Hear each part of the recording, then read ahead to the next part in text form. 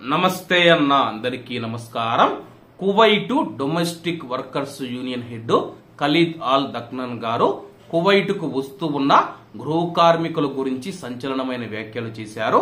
వివరాల్లోకి వెళితే కువైట్ కు వస్తూ ఉన్న కొత్త గృహ కార్మికులు ఎవరైతే ఉన్నారో వాళ్ళు కొత్తగా రిక్రూట్మెంట్ అవుతూ ఉన్నారని చెప్పేసి, అలాగే ఇతర దేశాల నుంచి కువైట్ కు వస్తూ ఉన్న ఇళ్లల్లో పనిచేసే కార్మికుల రక్షణ పరంగా కువైట్ చట్టం ప్రపంచంలోనే అత్యుత్తమమైనదని చెప్పేసి ఎగుమతి చేసే దేశాలు కూడా గుర్తించి ప్రశంసించాయని చెప్పి ఆయన వెల్లడించారు.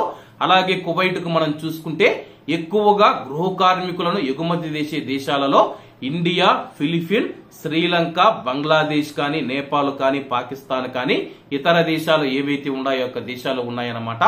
ఆ యొక్క దేశాలు కువైట్ కు తమ యొక్క కార్మికులను పంపించడం ద్వారా కువైట్ చట్టాలను చూసి ఆ యొక్క దేశాలు ప్రశంసించాయని చెప్పి ఆయన వెల్లడించడం జరిగింది. అలాగే డొమెస్టిక్ వర్కర్స్ యూనియన్ మొదటి నుంచి కార్మికుల సమస్యల పరిష్కారానికి స్థిరమైన ప్రయత్నాలు చేస్తూ ఉందని చెప్పేసి, ప్రభుత్వం అన్ని అడ్డంకులను తొలగించడానికి కృషి చేసిందని చెప్పి ఆయన తెలిపారు. కొన్ని కార్యాలయాలలో ధరలు తారుమారుగా ఉన్నాయని చెప్పి ఆయన వెల్లడించడం జరిగింది. ఇక్కడ ముఖ్యమైన విషయం ఏంటంటే కానీ కువైట్ చట్టం అత్యుత్తమమైనదని చెప్పేసి, కువైట్ చట్ట ప్రకారం కువైట్ లో ఇళ్లలో పనిచేస్తూ ఉన్న కార్మికులు ఎవరైతే ఉన్నారో వాళ్ళు రక్షించబడుతూ ఉన్నారని చెప్పేసి ఆయన వెల్లడించారు. అలాగే రక్షించబడుతూ ఉంటే కానీ ప్రతి ఏటా కువైట్ దేశం నుంచి దాదాపు 50,000 మంది ప్రవాసులను బహిష్కరిస్తూ ఉన్నారు.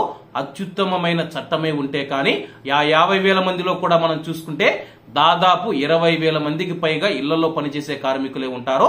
30,000 మంది మనం చూసుకుంటే బయట పనిచేసేవారు ఉంటారన్నమాట.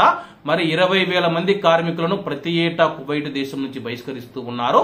కువైట్ చట్టం అత్యుత్తమమైనదైనప్పుడు వాళ్ళను బహిష్కరించాల్సిన అవసరం ఏముంది? యజమానితో ఏదైనా వివాదం వచ్చినప్పుడు ఆ యొక్క వివాదాన్ని పరిష్కారం చూపించి ఆ యొక్క గృహ కార్మికుడి మరొక ఇంట్లోనో మరొక చోటో ఉపాధి కల్పించాల్సిన అవసరం ఉంది కదా అని చెప్పేసి చాలా మంది ప్రశ్నిస్తూ ఉన్నారు. మరి దీనిపైన మీ యొక్క అభిప్రాయాన్ని కామెంట్ రూపంలో తెలియజేయాలని కోరుకుంటూ, అందరూ బాగుండాలి, ఎందులో మనం ఉండాలి. అందరికీ నమస్తే అన్న, జై హింద్.